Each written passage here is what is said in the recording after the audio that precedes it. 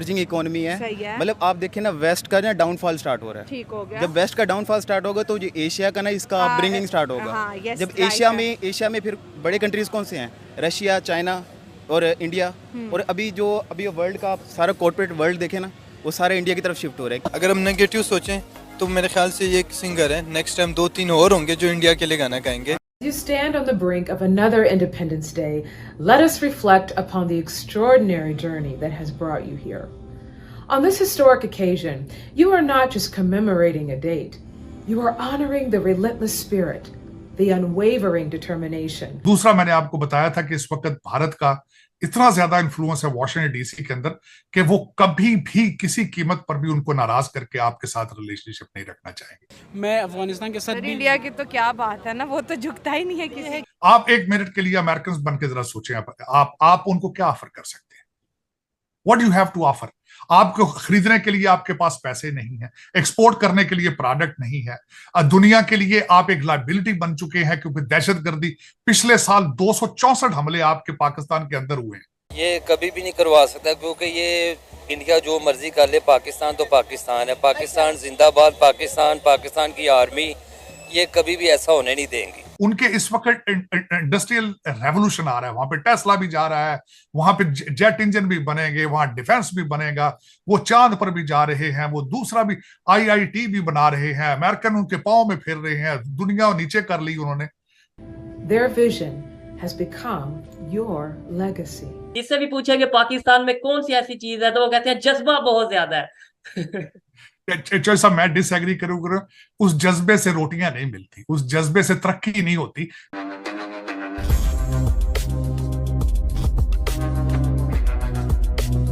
Sir, ये खबर आपने भी सुनी है। देखिए, मैं इस खास तौर पे अगर इस प्रोग्राम की बात की जाए, आपके साथ वीडियो करने का, प्रोग्राम करने का मकसद ये था कि इसके ऊपर जितनी ऑथेंटिक बात आप कर सकते हैं उतना शायद कोई भी एनालिस्ट बात नहीं कर सकता, क्योंकि यूएस में आप मौजूद हैं और यूएस की सियासत को, पॉलिटिक्स को बहुत अच्छे से आप देख रहे हैं। सर, क्या ये खबर है कि 15 अगस्त को as a national day celebrate किया यूएस में? इस वक्त इसमें कोई शक शुबा नहीं है कि भारत के और अमेरिका के relationship they are at the highest level. उसकी वजह यह है कि अमेरिका का सबसे बड़ा चैलेंज इस वक्त अगर देखा जाए तो वो चाइना है, और उन्हें पता है, और इंडियन ओशन के अंदर उन्हें पता है, ताइवान, यूक्रेन के बाद अगला जो होगा, जो युद्ध का मैदान जो होगा सजेगा, वो यूक्रेन होगा, और उसमें अमेरिका इस वक्त ज्यादा से ज्यादा रिलाय कर रहा है भारत पे, उनकी इंडियन ओशन में उनकी सपोर्ट के लिए, और ये सब चीजें। तो उस हवाले से देखा जाए तो India is a big partner in that China issue.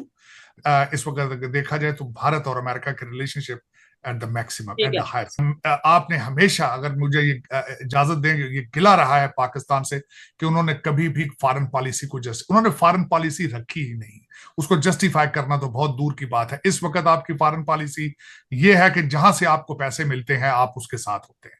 अगर आपको आईएमएफ पैसे दे दे तो आप आईएमएफ के साथ हैं, अगर सी पैक वाले आपको पैसे दिखा दे तो आप सी पैक वालों के साथ हैं, और ये ज्यादती है मेरे ख्याल में। हालांकि जो पाकिस्तान का जो लोकेशन है, आपके बॉर्डर जिन मुल्कों के साथ मिलते हैं, आपकी location itself is a very important thing on international arena. और अगर आप देखें कभी पाकिस्तान को कि एक छोटा सा मुल्क होने के बावजूद आपको समुद्र से भी एक्सेस है, आप लैंड लॉक कंट्री नहीं है, आप देखें तो सारा साल 4 मौसम रहते हैं, आपके हाईएस्ट पीक्स भी मौजूद हैं, बर्फ भी मौजूद है, पहाड़ भी मौजूद हैं, रेगिस्तान भी मौजूद है, पथरीले पहाड़ भी बलूचिस्तान के मौजूद हैं, एग्रीकल्चर भी मौजूद है। अगर आपके पास मौजूद नहीं है तो सिर्फ नेशनलिज्म नहीं है, अगर नहीं है तो पाकिस्तानियत नहीं है, बाकी आपको हर चीज आपके पास है।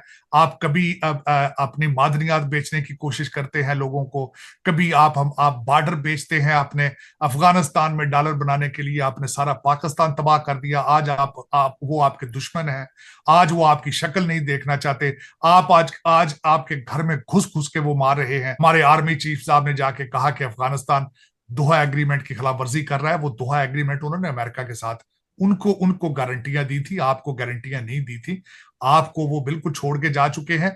आप इस वक्त वो अगर दुनिया से डील कर रहे हैं तो कतर के जरिए करते हैं, और बड़े अरसे के साथ उन्होंने आपके ऊपर अदम एतमाद जो है वो उसका इजहार किया था। लेकिन मेरे ख्याल में अब टाइम हैज कम अप कि आप खुदारा इससे आगे मजीद ना जाए, पाकिस्तानी बनने की कोशिश करें। जो आपने बोला पाकिस्तान में किसी चीज की कमी नहीं है, आपने बहुत सी चीजों के नाम लिए, एक चीज का आपने नाम मिस किया, जज्बा की भी कमी नहीं है, जो कि हमें मतलब जिससे भी पूछेंगे पाकिस्तान में कौन सी ऐसी चीज है तो वो कहते हैं जज्बा बहुत ज्यादा है।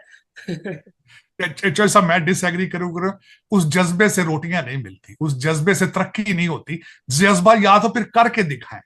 मैं अफसोस के साथ ये कहूंगा कि मैं भी पाकिस्तानी हूं, उसी मुल्क से आया हूं।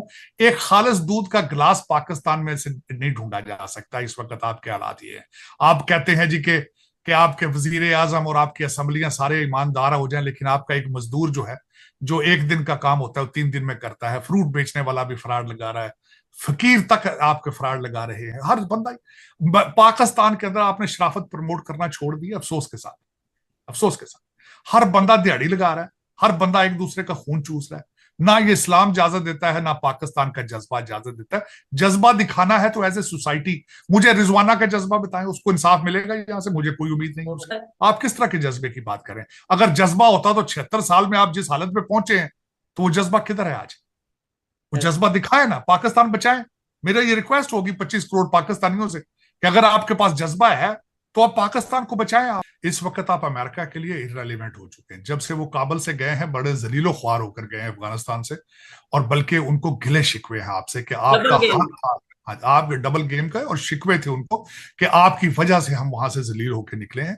दूसरा मैं ये बताना चाहूंगा, इस वक्त अमेरिका जो आपका थोड़ा बहुत साथ देता है 2-4 चीजों की वजह से। एक तो आपने जो दुनिया को बता रखा है कि वो आर एटॉमिक पावर, तो उस वजह से वो आपको ना जिंदा रखना चाहते हैं, ना मारते हैं, ना जिंदा रखते हैं।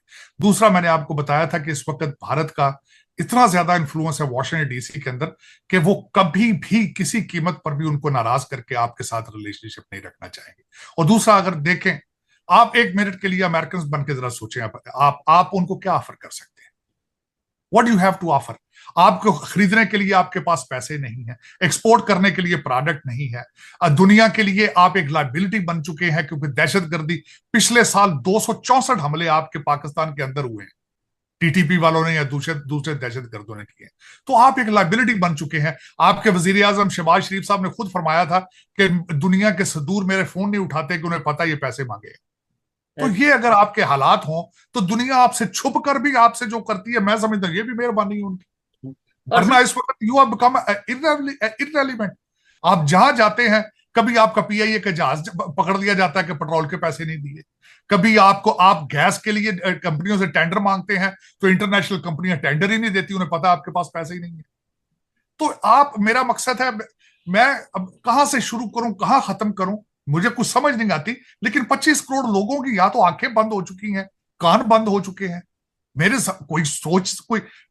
सोच रहे हैं, ना देख रहे हैं, ना मुस्तकबिल के बारे में कोई बात कर रहे हैं, ना कोई प्लानिंग कर रहे हैं। इसी पार्टी ने अभी तक आपको इकोनॉमिक रोड मैप दिया है, ये रिफॉर्म्स करेंगे, हम इस तरह इंडस्ट्री लगाएंगे, हम इस तरह बच्चों को तालीम देंगे, इस तरीके से हम डिजिटल पाकिस्तान बनाएंगे। अगर किसी ने रोड मैप नहीं दिया तो फिर इलेक्शन कराने की क्या जरूरत है आपको?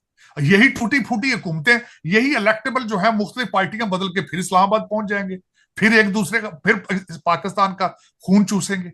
या तो कोई नई चीज बताएं मुझे, इन पार्टियों ने आपको कोई नया ख्वाब दिखाया हो। उसकी रीजन ये है ना, आपने बोला कोई रोड मैप, कोई रिफॉर्म्स के बारे में बात की, कोई टेक्नोलॉजी के हवाले से बात की। शायद इशू ये है कि हमारे पाकिस्तानियों को रोड मैप का मतलब नहीं पता। वो जीटी रोड को जानते हैं, रोड मैप का मतलब नहीं पता, वो रिफॉर्म्स का मतलब नहीं पता, वो गुर्बत मतलब गुर्बत खत्म हो जाए बस ये चीज जानते हैं। आपने टेक्नोलॉजी की अगर बात करें, वो ये नहीं जानते, वो बस ये कहते हैं कि हमारे घर में टेक्नोलॉजी मतलब बिजली आनी चाहिए। हमारी सोच को लिमिटाइज कर दिया गया है, मतलब एक महदूद हद तक ही हम सोचते हैं। दुनिया जिस तरीके से चल रही है वहां तक तो हम सोच ही नहीं पा रहे।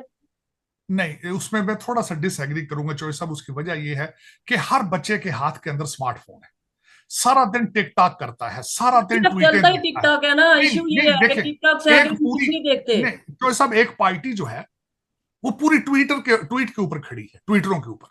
उसकी प्रैक्टिकल उसके कोई वजूद ही नहीं है, सिर्फ ट्विटरों पे चल रही। हर बच्चे को पता है कि बॉलीवुड के गानों पे नाचना किस तरह है।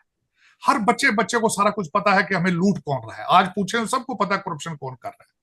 लेकिन अपने मुस्तकबिल के बारे में खुद क्यों नहीं सोच रहे?